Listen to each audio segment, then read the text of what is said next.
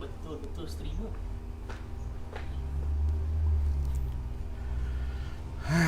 Okay. Belum jap. Minum dulu.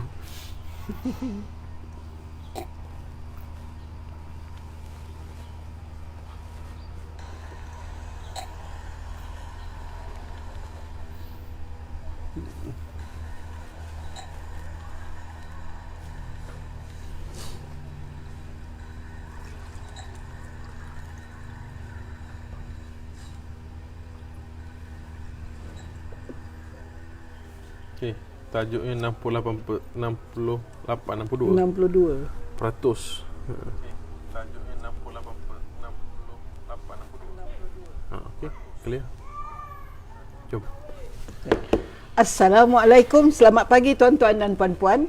Kita sambung lagi siri bodoh-bodoh bisnes. Siri ini khusus untuk tuan-tuan dan puan-puan yang memang zero berkenaan topik kita pagi ini, iaitu FBX. Ya. Selamat datang tuan. Selamat datang puan. Terima kasih. Ya, baik. Begini tuan. Minggu lalu saya baca artikel daripada Neil Patel, pakar digital marketing. Neil Patel mengatakan 62% orang-orang yang menggunakan FBX rugi. Ya. Maksudnya tak berbaloi duit yang keluar untuk membayar yuran iklan mereka itu tak dapat balik, tak pulang modal pun. Betul. Macam mana boleh berlaku tuan? 62% tu banyak tu. Betul lah tu. Dia bismillahirrahmanirrahim. Dia sebenarnya apa yang ditulis oleh puan ataupun yang diulas oleh puan dalam artikel ni Patel tu, sebenarnya benda tu betul lah. Betul tu bukannya bermakna semua orang tak untung. 60, kita cerita 68%, 62% yang rugi menggunakan FBX ni, bermakna mereka ni sama ada tidak mendapat keuntungan ataupun mengalami kerugian. Jadi dan ramai orang memang mengalami situasi yang begitu. Termasuklah kami juga pun dulu begitu juga. Tapi isu yang dibangkitkan tu bukannya kita mengatakan Facebook ini sudah tidak relevan lagi. Kita cuma statement dia adalah 62% itu rugi kerana dia ada gariskan beberapa sebab. Dalam artikel tu dia ada gariskan beberapa sebab.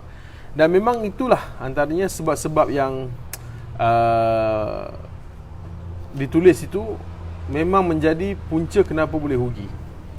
Jadi statement tu betul lah tu, yang ditulis tu betul. Dan kita pun boleh tengok ratio juga. Kita sendiri pun kita ada 10 produk. Yang mungkin buat untung dengan Facebook Ads mungkin 3 produk atau 4 produk. Yang lain semua sama ada break even ataupun memang kita loss. Bezanya adalah kalau kita baru-baru berniaga atau baru-baru buat FB Ads, kita ni tak tahu kat mana kita nak cut loss tu. Jadi sama ada kita akan loss terlampau banyak ataupun kita berhenti buat sebelum kita boleh buat kesimpulan iklan tu rugi. Jadi macam itulah. Baik tuan, katakanlah dalam kalangan tuan-tuan yang follow kita pagi ini, memang ada orang yang belum pernah menggunakan FBX. Baik. Apa nasihat tuan? Okey. Kalau belum pernah guna FB Ads, tuan dan puan mesti tahu dululah apakah itu kegunaan FB Ads. Ini pun ramai orang salah faham. Ramai orang salah anggap. Dia anggap bila guna FB Ads ni nombor satu mesti duit kencang. Apa maksud duit kencang? Maksudnya spend RM1 mesti untung RM100, RM10 macam tu. Oh, itu maksud kencang. Ya, itu masuk kencang lah. Melangit, meroket, berdesuk. Itu semualah tu. Itu semualah maksudnya tu. Okey. Itu kita kena faham dulu. FB Ads ni dia bukannya magic box. Apa maksud magic box? Maksudnya dia boleh, bila kita, wahai FB Ads, aku nak engkau tolong bagi aku untung RM100 hari ni. kita pun tekanlah RM10, pak untung RM100. Tidak macam tu. Oh, itulah maksud Magic Box. Ya, itulah maksud Magic Box. Dia maksudnya dekat sini adalah orang yang pakai, yang nak, sebelum kita nak guna FBX ni, nombor satu, kita mesti tahu dulu objektif kita apa nak guna FBX ni. Maksud objektif tu apa, tuan? Apa yang kita nak capai, yang kita nak dapatkan daripada FBX ni. Saya ambil contoh. Kalau orang buka kedai makan, objektif dia tu bukannya nak hendak tidak boleh diukur dengan berapa banyak sales dia naik. Dia tak boleh diukur macam tu. Sebab kalau dia ukur berapa banyak sales dia naik, okey, dia dah meletakkan objektif yang tidak jelas. Sebab apa? Sebab orang yang datang kedai makan tu, dia boleh jadi bermacam-macam faktor. Yang datang makan di kedai dia, ada yang datang makan kerana kedai tu dekat dengan tepi jalan, ada yang datang makan kerana kedai tu salah satunya kedai yang ada kat situ kan. Jadi nak meletakkan objektif sales naik itu dalam iklan FBX tu, itu tak boleh dikira, tak boleh diukur. Untuk kedai makan. Untuk kedai makan contohnya lah. Tak bolehlah kita gunakan FBX untuk naikkan sale. Boleh naikkan sales, tapi kita tidak boleh letakkan itu satu-satunya objektif atau kriteria bahawa FBX tu berkesan. Sebab apa? Sebab macam saya cakap tadi lah, ada banyak sebab kenapa orang datang kedai makan dia. Dan bila sesuatu objektif tu tak boleh dikira dengan tepat, dia tak boleh jadi KPI. Cerita tuan yang dikatakan dikira dengan tepat tu apa dia? Okey. Kalau kita jual, contohnya kita jual mouse ni lah, mouse ni kita jual, kita spend RM10. Okey, kita spend RM10 dan kita dapat jual satu mouse. Jadi kos menjual satu mouse ni RM10. Okey, tapi bila kita buat iklan untuk kedai makan, kita spend RM10. Kita tak tahu berapa orang yang datang daripada iklan tu. Kita tak tahu sebab tak ada satu kaedah pun nak menentukan bahawa orang tu datang, kecuali kalau orang tu datang mengakulah. Okay. Jadi kiraan nak menentukan FBX tu bagus ataupun tidak boleh diletakkan pada nilai jualan kedai tu dahulu, yang first. Jadi dia mesti diletakkan pada mana? Okey, pada contohnya yang kita boleh kira dalam FBX ni, contoh reach. Reach. Maksudnya berapa ramai yang nampak kedai makan kita, berapa ramai yang iklan kita sampai kepada mereka. Kemudian yang kita boleh ukur adalah frekuensi, berapa kerap mereka nampak iklan kita. Kemudian yang kita boleh ukur impression, berapa kali iklan kita keluar di wall mereka. Yang ini kita boleh ukur. Jadi kita ambil data-data ini, okey, kita ambil data-data ini, kita buat satu kesimpulan, okey, bahawa bulan ini punya kempen, daripada data-data ini, bulan ini punya kempen kata ada 1 juta reach, 3 juta impression, 3 kali frekuensi, maknanya 3 kali orang tengok, jualan kita naik sekian-sekian, barulah kita boleh kira atau kita boleh buat conclusion, okey, iklan ni bagus, jadi kita boleh teruskan iklan ni untuk kita buat kemudian. Jadi tuan-tuan, bagi tuan-tuan yang berkedai. Yang berkedai lah, Waktu kita nak menentukan objektif tu, objektif menaikkan sale tu tak betul. Tak betul, ya. Itu tak betul. Objektif yang betul, sebagai contoh, berapa reach iklan. Sebab itu ada dalam laporannya. Ada laporannya. Jadi kita memang dapat angka. Dan kita boleh bandingkan pula. Kalau ada klien yang rajin tu, biasanya saya akan suruhlah klien untuk buat satu sistem macam mana dia boleh kira footfall, berapa kaki yang datang ke dalam dalam kedai. Masuk kedai. Kedai. Berapa pasang kaki masuk kedai? Ya, maksudnya kalau katalah satu hari sebelum kita buat iklan, average 100 orang masuk ke kedai. Ya. Jadi selepas buat iklan, katalah naik 150 orang. Jadi kita boleh tengoklah kat situ. Itu kita boleh kira. Jadi semua benda yang kita nak buat ni, kita kena make sure yang kita boleh kira. baru boleh dijadikan objektif Baru jadi objektif dan KPI. dan KPI. Sebab kalau kita tak boleh kira, nanti kita tak tahulah apa yang kita buat benda tu berkesan atau tak berkesan. Offer yang kita bagi tu bagus atau tak bagus. Itu kalau yang ada kedai. Kalau yang jenis jual produk ni, dia lebih straightforward lah. Berapa kita spend, berapa jualan, bahagi dengan berapa produk yang kita jual. Jadi kita dapatlah kos menjual produk tu. Itu yang kita kena tahulah objektif kita nak guna FBX ni apa. Baik. Apa pentingnya kita tahu kos menjual produk? Baik. Sebelum apa-apa keputusan nak dibuat mengenai harga produk, kita mesti tahu kos-kos yang terlibat tu apa. Jadi nombor satu, menjual produk ni pun, kalau menjual di media sosial, contohnya FB Ads, dia setiap jualan tu ada kos dia. Jadi kos ni pula akan mempengaruhi berapa banyak kita punya untung. Saya ambil contoh. Kalau kita ambil daripada kedai, kita ambil daripada supplier, benda ni RM10. RM10. Kemudian kita buat FB Ads. Nak jual sebiji ni, kos untuk menjual sebiji ni kita gunakan lebih kurang RM20 kos iklan untuk jual 10 biji, untuk jual sebiji. Jadi, jika kita tak tahu kos iklan kita berapa, kita letaklah harga RM20. Kita anggap RM10, tahu orang beli RM10, aku jual RM10, untunglah dah RM10. Tapi bila kita buat iklan, rupanya kos untuk menjual ini adalah RM20. Bermakna RM10 daripada supplier, RM20 duit iklan, kos kita saja RM30. Itu kos yang direct. Itu kos direct. Yang indirect, packagingnya belum lagi, gaji belum lagi, sewa belum lagi. Jadi bila kita ambil simply kiraan yang begitu, itu yang banyak orang semakin banyak jual, semakin banyak rugi.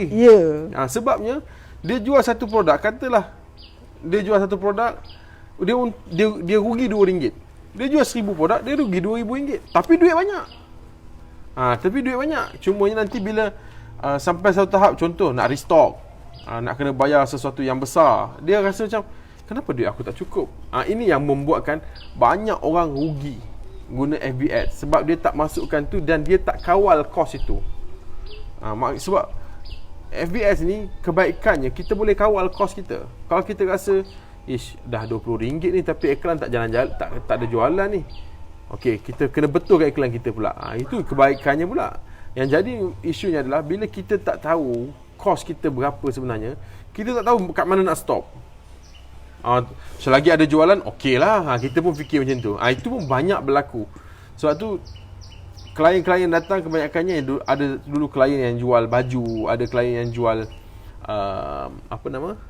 buku planner tu kan. Bila kita kira balik, sebenarnya setiap jualan dia tu rugi RM11. Rugi RM11. Jadi kenapa dia rasa macam okey je duit dia? Rupa-rupanya dia ada dua channel jualan. Satu jualan direct, satu jualan kepada pemborong. Yang jual kepada pemborong itu dia untung, dia cover jualan yang rugi tu. Sebab tu dia tak perasan. Tapi dia pelik lah, kenapa aku untung banyak tapi tak nampak duitnya? Itulah cerita dia kenapa kita kena tahu kos menjual. Selain daripada kos membuat produk tu tadi, kos mendapatkan pelanggan tu, mendapatkan jualan tu, itu pun kita kena tahu, kena kira. Jadi barulah kita boleh tetapkan berapa markup yang kita nak ambil. Bila kita dah ada kos tu, baru kita boleh tahu berapa markup kita nak ambil.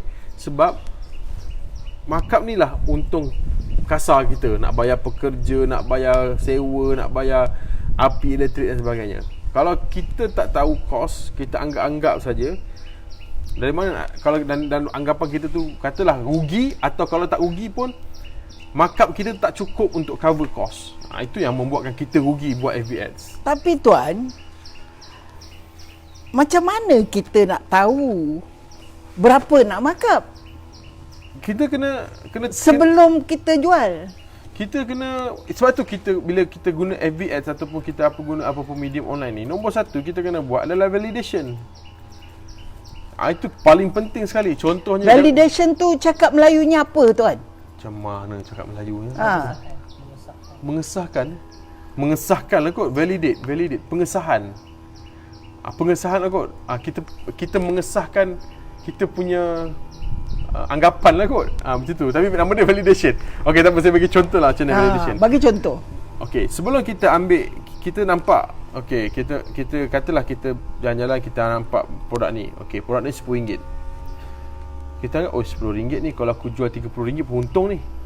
Kita anggap macam tu. Jadi kita pun confident. Kita cakap dengan toke tu, Encik, saya nak ni 100 biji. 100 biji. Sebab apa? Sebab rasa boleh jual ni, boleh untung RM20 ni. Kita rasa macam tu.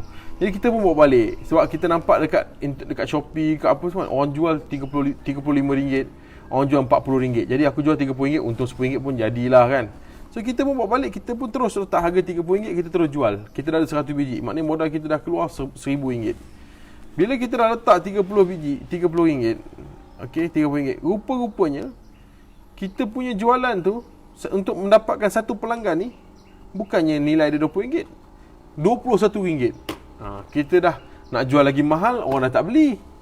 Nak jual murah lagi, inilah kos kita jualan. Jadi terpaksalah kita tanggung 100 unit tu kali dengan RM5 contoh, kita kurang.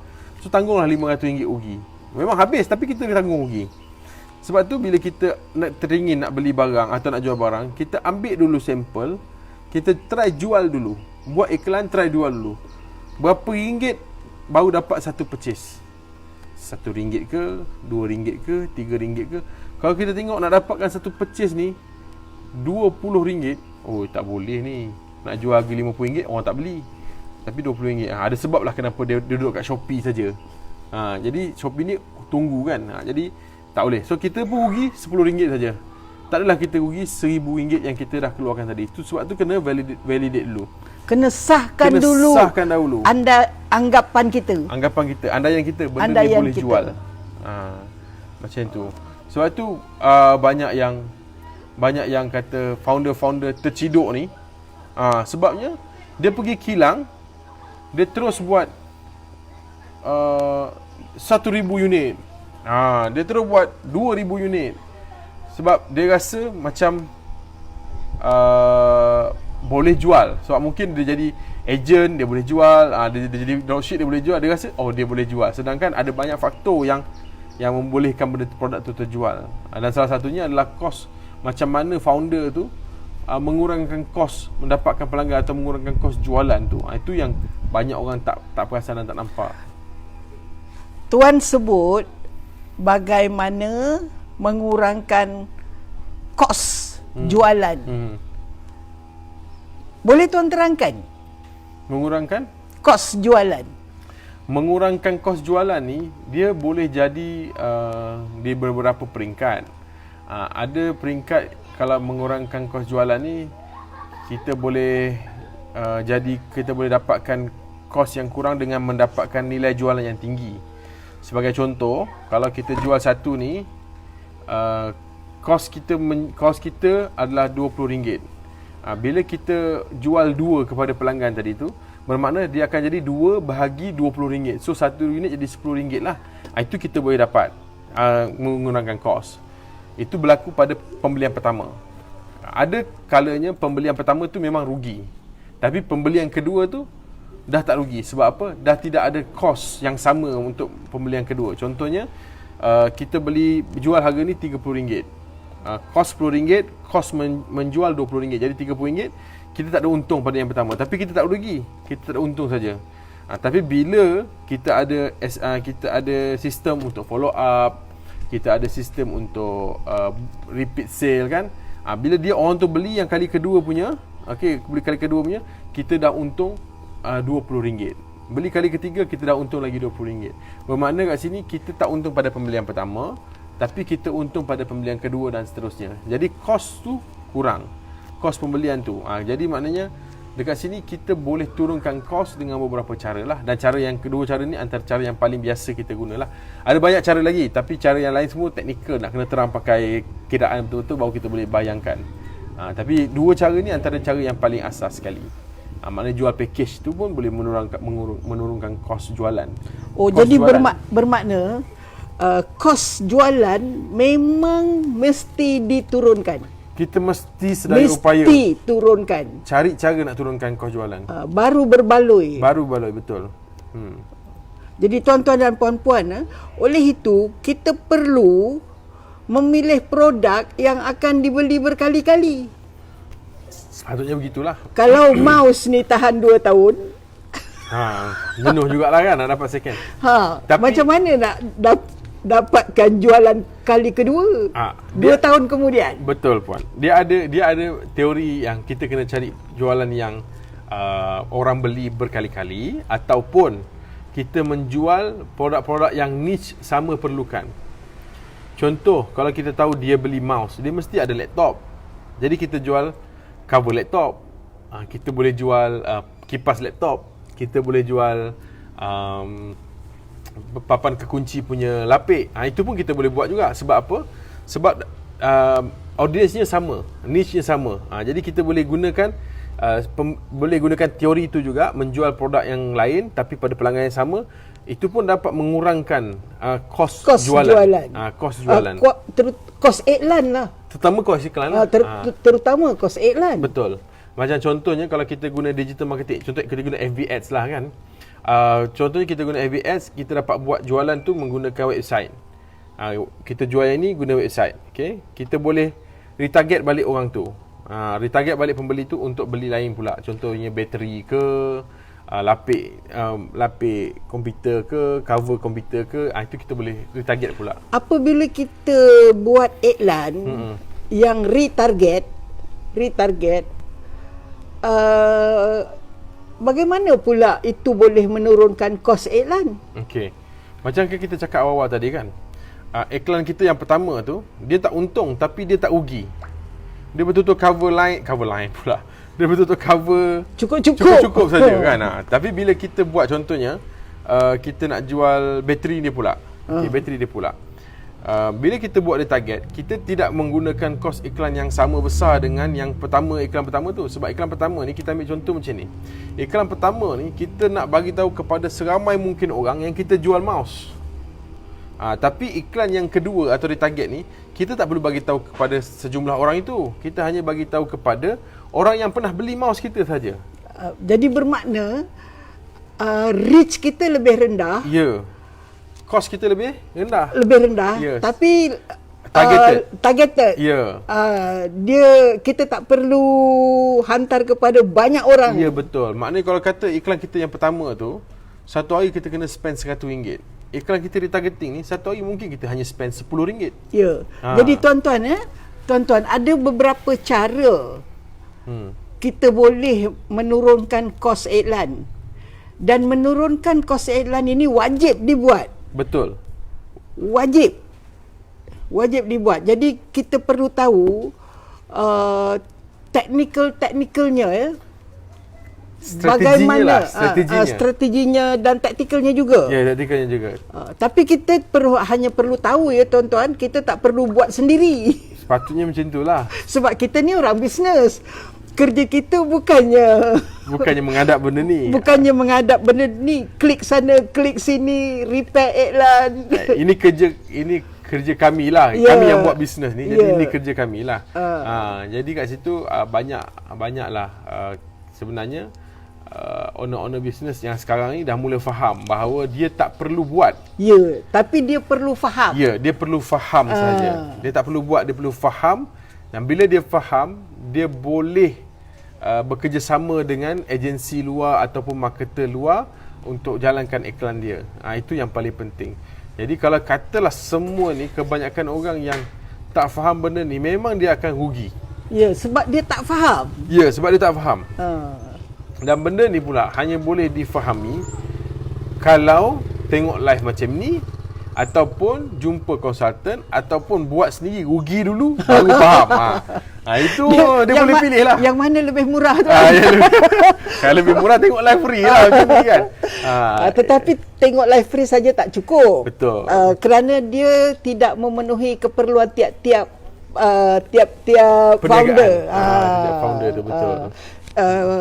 Keperluan tiap-tiap founder ni, kalau dia founder kedai motor lain.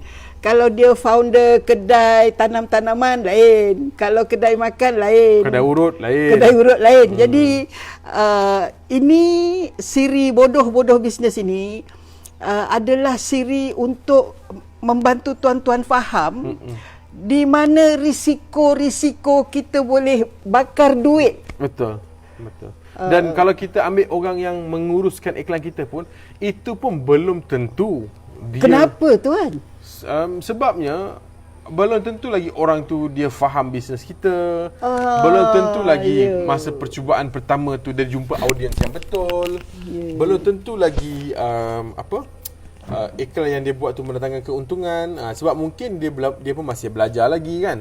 Jadi ada banyak benda lah faktor-faktornya. Sebab tu tuan-tuan perlu faham, wajib faham, kerana tuan-tuan tahu bila nak cut off servis. Apa maksud cut off tu tuan? Kita pandai baca sikit-sikit kan. Tengok data, ni macam tak kena ni. Okey, stop lah, tak ambil servis dengan dia, kita tukar orang lain. Itu cut off servis. Cut off servis.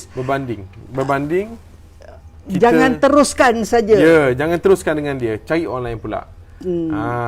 Kalau kata macam saya sendiri pun, saya banyak pun saya sendiri cut. Sebab saya tengok saya tak perform lah, iklan saya ni tak perform. Mungkin saya tak pandai buat iklan ni. Jadi saya akan cakap dengan klien, okey tuan, iklan tuan ni buat masa ni kalau ikutkan KPI saya ni gagal lah. Okey, jadi saya pun nak cadangkan tuan cuba cari orang lain. Sebab saya rasa saya dah cuba habis baik dah buat iklan ni, tapi tak boleh jadi juga. Saya pun ada gak buat macam itu juga. Sebab kadang-kadang ada klien ni dia punya bisnes tu, model bisnes dia tu unik, ataupun suka untuk kita bantu dengan ilmu yang kita ada jenis-jenis tu. Macam contohnya kalau orang jumpa saya kan, cari nak buat iklan untuk cari ejen, saya cakap terus saya memang tak reti. Walaupun saya mahir buat FB ad, tapi saya tak pandai nak buat iklan cari ejen. Kalau iklan jual barang, jual barang saya boleh. Jual barang boleh. Iklan cari ejen tak boleh. Tak reti. Jadi tuan-tuan ini apa perkara yang banyak orang dia tak nak cerita lah. Di mana dia boleh buat, dia mana tak pandai buat. Rupa-rupanya kalau nak cari orang yang pandai tolong buat iklan cari ejen, jangan jumpa Tuan Firdaus Zailan. Beliau dah cuba tak jalan. Tak jalan. Jadi saya pun tak tahu, mungkin saya tak ada jodoh kot cari ejen ni. Tapi ada kawan saya, dia buat untuk klinik. Dia pass job tu pada saya kan, dia buat klinik. Dia kata, aku dah buat lah, tak jadi apalah dia kata. Tapi bila saya buat, perform. Untuk klinik pula. Jadi tuan-tuan yang ada klinik yang ada klinik, tak kira lah apa-apa klinik. Tak kisah, saya klinik resdung ke, klinik bekam ke, klinik vet ke, klinik haiwan ke. Sebab klinik-klinik ni puan, dia punya cara iklan dia tak boleh direct. Dia ada kaedah dia nak buat konten dia, cara kita nak tarik orang, konten-kontennya. Mungkin saya berbakat di situ, tapi untuk mencari ejen ni saya tak berbakat. Untuk ejen barang. Untuk cari ejen barang, untuk jual kelas-kelas kepada ejen, tu saya tak ada bakat lah. Saya tak lepas lah yang tu. Jadi tuan-tuan rupa-rupanya ada banyak punca iklan kita berjaya dan kita untung. Dan ada banyak punca iklan kita macam Neil Patel cakap. Ada banyak punca. Daripada 100 orang yang menggunakan FB Ads, 62 orang gagal atau rugi saja.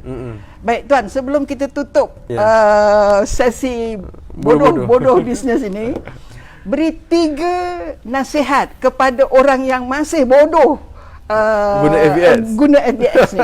3 nasihat. Okey, nombor 1, tuan-puan mesti rajin membaca berkenaan strategi menggunakan FB Ads. Di mana nak baca tuan? Banyak, internet banyak. Boleh cari. Type je strategi menjual ke, selling through FB Ads ke apa ke. Jadi nanti tuan-tuan akan jumpalah kaedah-kaedah dan strategi-strategi.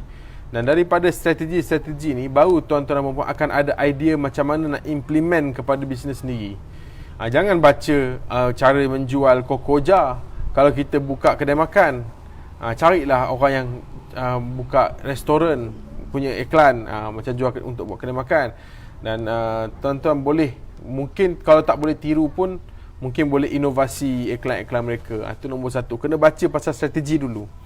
Yang nombor dua, tuan-tuan kena faham serba sedikit tentang kaedah menetapkan objektif dan KPI.